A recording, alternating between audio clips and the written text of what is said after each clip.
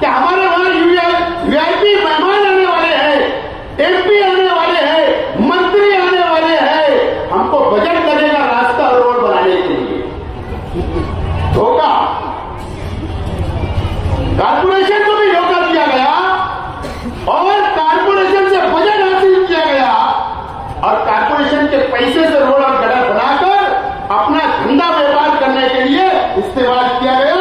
जब मैंने इंजीनियर को फोन किया, इंजीनियर को बोला कि तेरे को मैं घर भेज दूंगा, तो उसने वो पीसी लेकर जो एस्टीमेट बनाया था वो कहां गायब हो गई, पता ही नहीं चल रहा।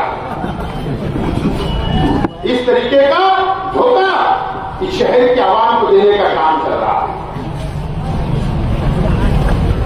यह मजहबी मामला है, मिली मामला है कब्रिस्तान का। मैं खुद जमीयतुल उलमा के सदर मुफ्ती मोहम्मद इस्माइल साहब के पास गया हमारे साथियों के साथ। मैं खुद सुलेमानी जमीयत के पास गया, मैं खुद और इंडिया सुन्नी जमीयतुल उलमा के पास गया, अहले हदीस जमात के पास गया, कुल जमाती तंजीम के पास गया।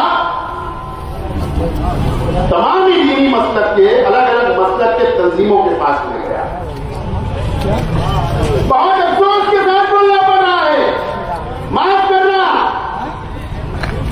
कि कोई भी दीनी तंजीमों ने एक लेटर भी नहीं दिया, आवाज भी नहीं उठाई। मुफ्ती साहब, मैं आपको एमएलए की हैसियत से नहीं बोल रहा हूं, मैं आपको, आप जमीयतुल उलमा के सदर हो और तमाम ही दीनी तंजीमों को मैं कहना चाहता हूं, और मुफ्ती साहब, आप चंद वोटों के लिए क्या आपके लोगों का नुकसान होगा?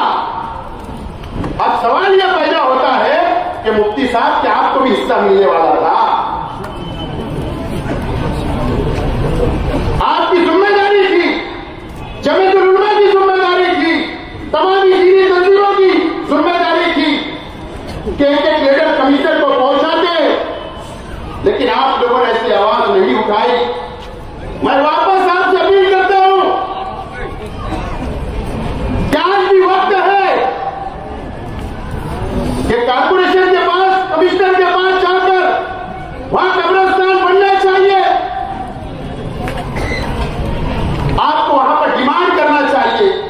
आज भी मैं आपसे अपील करता हूं, आपका में कोई बात मुझे सियासी नहीं कहना है, और अगर आप नहीं करेंगे तो ये शायद आपसे आने वाले दिनों के अंदर यहां के मुसलमान, इनको आपको जवाब देना पड़ेगा कि आपने क्यों लेकर नहीं किया, क्यों कब्रिस्तान नहीं बचाया, यह आपको जवाब देना पड़ेगा। और अगर आपने नहीं किया तो अल्लाह का करम है कि राष्ट्रवादी कांग्रेस पार्टी के वर्करों के अंदर, लीडरों के अंदर इतनी ताकत है कि हम हमारे बलबूते पर लड़कर कानूनी तौर पर उस जमीन को हासिल करके एक नया कब्रिस्तान इस शहर में देने की बात करेंगे। इंशाअल्लाह खिलाते रहेंगे। इंक्वायरी आ गई, एडिशनल कलेक्टर ने, आज मैं गया था उनसे मिलने, लेटर निकाल दिया कमिश्नर को कि वहां से हकीकतन साफ करो, जमीन पे कब्जा लो, जमीन मालिक को पैसा दो और नया कब्रिस्तान बनाओ। पुलिस को भी उन्होंने लेटर दिया, कमिश्नर को भी लेटर दिया है। तो मैं मेहरबानी करके बोलना चाहता हूं कि वो जमीन आप मत खरीदिए। अगर आपने खरीदा, कौन सा खरीदा, मकान भी बना दिया, तो आपका चीजें भी लगाकर वो मकान को उतार दिया जाएगा, उखाड़ दिया जाएगा। यह कानून बोल रहा हूं, शेख आसिफ नहीं बोल रहा।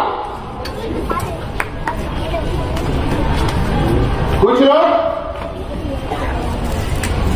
माइकी अधिकार लगा के शेख रशीद परिवार के ऊपर कितने केसेस है, पूरी खुली किताब है, शेख रशीद साहब बोलेंगे। बोले हम दिल्ली जाएंगे,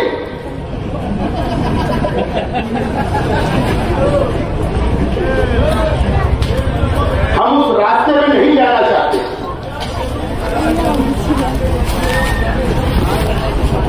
पड़गा के अंदर कौन फरार है? थाना जिले के पड़गा, भिवंडी के पास जो पड़गा गांव है, वहां के पुलिस स्टेशन से कौन फरार है? कि पालघर के पुलिस स्टेशन से कौन फरार है, क्या हमको नहीं मालूम है? वहां का सागर पाटिल क्या तुमको नहीं ढूंढ रहा कि ये हमको नहीं मालूम है? पूना डिस्ट्रिक्ट के चाकन शहर के चाकन पुलिस स्टेशन के अंदर किसकी गाड़ी जमा है और कौन फरार है कि हमको नहीं पता है। सब मालूमात रखता हूं।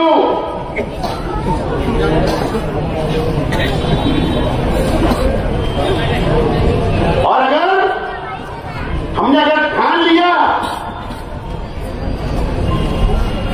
तो शहर के अंदर रहना मुश्किल हो जाएगा, इतनी पुलिस ढूंढेगी।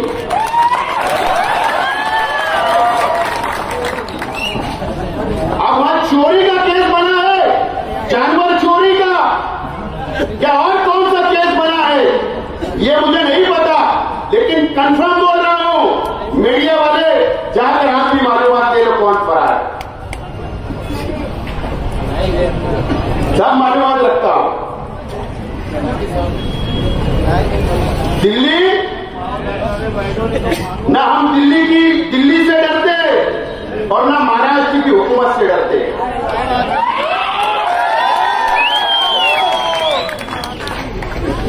ईमानदार है इसके नहीं डरते, लेकिन अब मैं दिल्ली जा रहा हूं। ये मुझे नहीं पता कि पशु संवर्धन डिपार्टमेंट कहां है, जो जानवरों का डिपार्टमेंट होता मुझे नहीं पता है क्या?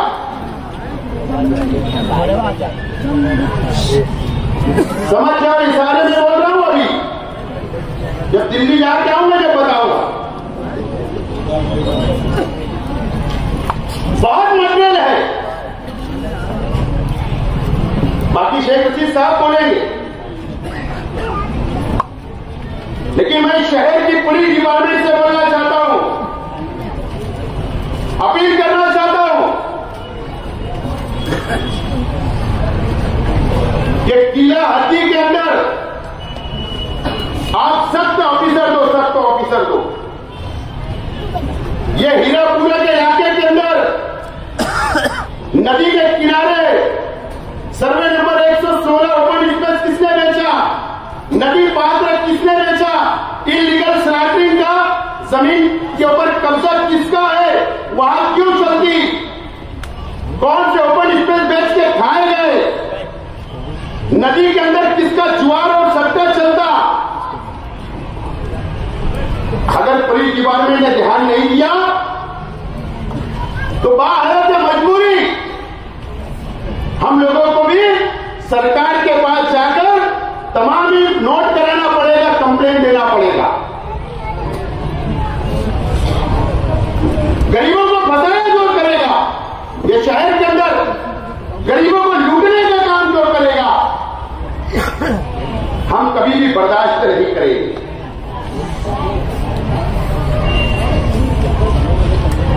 बस ज्यादा वक्त नहीं लेते हुए, लेकिन शहर की दीनी तंजीमों से मेरी अपील है कि आप, मैं जब आया था आपके ऑफिस में या जब मैं आपके पास आया था तो सियासी चश्मा उतार कर मैं आया था, लेकिन मुझे नहीं पता था कि आप सियासी चश्मा पहन लोगे। अगर आप बोलते उसी वक्त बोल देते मुंह पर तो मैं भी सियासी बातें करता, लेकिन दुनिया गोल है, सबको मिलना पड़ता है, एक दूसरे के काम होते हैं, यह हमारा काम नहीं है। अल्लाह ना करे कि आपके सामने हमको झुकना पड़े, अल्लाह ना करे कि आपके आगे हाथ फैलाना पड़े, ना हमारे वर्करों को ना शहर को, लेकिन आपकी जो जिम्मेदारी है, आपकी मिली जिम्मेदारी है, आप चीनी तंजीमों के जिम्मेदार हो, आपकी ज्यादा जिम्मेदारी है शहर की कि आपको कब्रिस्तान के लिए आवाज उठाना है, और वो भी मुसलमान देश के खा रहे और आप खामोश हो। मैंने कहा इससे पहले कि वसई ईरान के अंदर कब्रिस्तान बन रहा था, तामीर हो रहा था, वहां पर हिंदू फिरका परस्त तंजीमों ने जाकर तोड़ फोड़ कर दी, मोर्चा निकाला और वह कब्रिस्तान का काम रुकवा दिया, और यहां पर मुसलमान देश के खा रहा है मस्जिद और मीनारों का शहर, हमको गर्व है, फख्र है हमारे शहर पर, लेकिन आपकी खामोशी के ऊपर अफसोस है। ये बात आपको याद रखना चाहिए। या तो आप लोग फतवा निकाल लो कि नहीं वो कब्रिस्तान नहीं बनेगा, नहीं वहां कब्रिस्तान की जरूरत नहीं है, नहीं कब्रिस्तान है उस जमीन के ऊपर नहीं बन सकता, हम लोग खामोश हो जाएंगे। या आप ये ऐलान कर दो कि भाई ये तहरीक राष्ट्रवादी ने नहीं चलाना, शेख परिवार ने नहीं चलाना, हम उसके लिए भी तैयार हैं कि अब ये तहरीक आप चलाओ, लेकिन कब्रिस्तान बनना चाहिए। और इसके लिए हम लोगों को जो करना पड़ेगा हम लोग कर गुजरेंगे। मैं कारपोरेशन के कमिश्नर साहब से कहना चाहूंगा, कारपोरेशन के कमिश्नर साहब से, क्या गेंद आपके पाले में आ चुकी है। गवर्नमेंट ने, कलेक्टर साहब ने, पुलिस डिपार्टमेंट ने गेंद आपके पाले में डाल दी। अब आपको जमीन मालिक को बुलाना है जिनके नाम पर 7/12 है, खरीदी करना है, सौदा करना है, उनको पैसा देना है और वहां का अतिक्रमण निकालना है। और अगर कमिश्नर साहब ने अगर ऐसा नहीं किया, कारपोरेशन ने ऐसा नहीं की, तो फिर दीनी काम है, सवाब मिलेगा। और रमजान लग रहा है, 170 है, तो एक आध दो रोजा हम कारपोरेशन में भी खोल सकते हैं, नमाज भी वहीं पढ़ सकते, अफ्तार भी वहीं करेंगे। लेकिन इतनी आसानी से आपको भी हम छोड़ेंगे नहीं, ये बात आपको और कमिश्नर को नोट कर देना चाहिए। ज्यादा वक्त नहीं लेते हुए बाकी शेख रशीद साहब बात करेंगे। आप लोगों से अपील है कि कब्रिस्तान ना खरीदे और रमजान मुबारक की मैं एडवांस से आपको मुबारकबाद देता हूं। अल्लाह से दुआ करिए। खास तौर पर यहाँ पर आज तोराब सेठ की कमी महसूस हो रही, जो आज हमारे बीच में नहीं है। अल्लाह उनकी मग़फ़िरत करे, उनकी जन्नत फिरदौस में अल्लाह ताला मुकाम अता फरमाए और तमाम ही मरहूमीन इस शहर के जो लोग गए उनके लिए भी मग़फ़िरत की दुआ करता हूँ। शुक्रिया, खुदा मालेगांव मुस्तफ़ा भंगार बाज़ार डायमंड कारपेट होलसेल रेट में कारपेट दिया जाता है। हर किस्म का यहाँ पर कारपेट दिया जाता है।